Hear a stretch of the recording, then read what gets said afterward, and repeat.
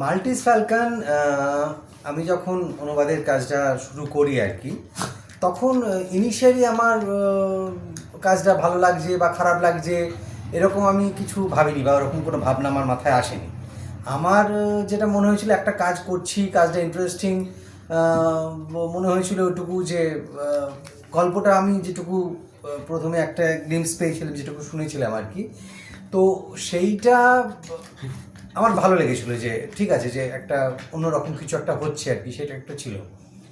তো কিন্তু আলাদা করে যে মাল্টিস ফ্যালকনের প্রতি আমার কোনো গল্পটা আমি আগে পড়িনি, আমি তখনই শুনেছিলাম যে ওটা একটা খুব বিখ্যাত পুরনো গল্প, এবং ওটা নিয়ে সিনেমাটা হয়েছে, এবং পরে সিনেমাটা আমি দেখেওছি, যদিও সেটা গল্পটার সঙ্গে খুব একটু অন্যরকম, বা পড়তে পড়তে আমার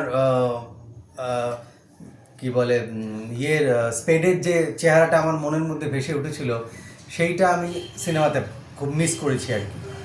তো যাই হোক, তো আমি কাজটা করছি। চ্যালেঞ্জ বলতে যে দু তিনটে চ্যালেঞ্জ ছিল, সেই দু তিনটে চ্যালেঞ্জই খুব ব্যক্তিগত চ্যালেঞ্জ।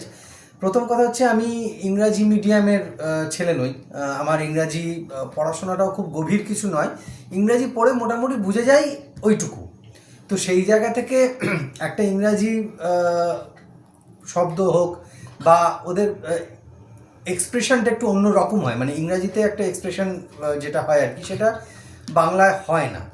তো সেইটা পড়ে আমাকে বুঝে, এবং যেহেতু আমি চেষ্টা করেছি ভাবানুবাদ করার আর কি, বলা যায় আমি গল্পটাকে রিরাইট করেছি ইন বেঙ্গলি, ব্যাপারটা সেরকম হয়েছে আর কি। তো সেইটা করতে গিয়ে ওইটা একটা আমার কাছে বাধা ছিল, যে ইংরাজিটা আমি ঠিক মতো বুঝতে পারছি কি না, বা সেইটার এক্সপ্রেশনটা ঠিক হচ্ছে কি না, এইটা একটু আমার একটু সমস্যা একটা ছিল।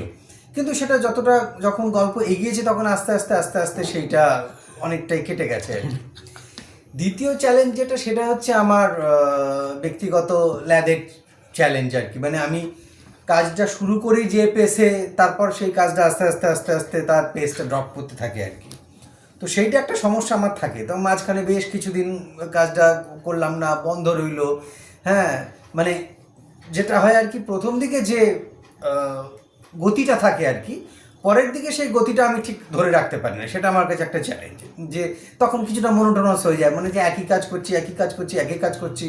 এর থেকে যখন আমি কোনো ক্রিয়েটিভ লেখা নিজে লিখছি, তখন তার একটা অন্যরকম থাকে, যে আমি তখন সেই ভাবনাটার মধ্যে থাকি। এখানে তো ভাবার কিছু নেই, এখানে ওই গল্পটাকেই আমাকে ভাবতে হচ্ছে এই বাংলায় কীভাবে এক্সপ্রেস করব, তার বেশি কিছু না।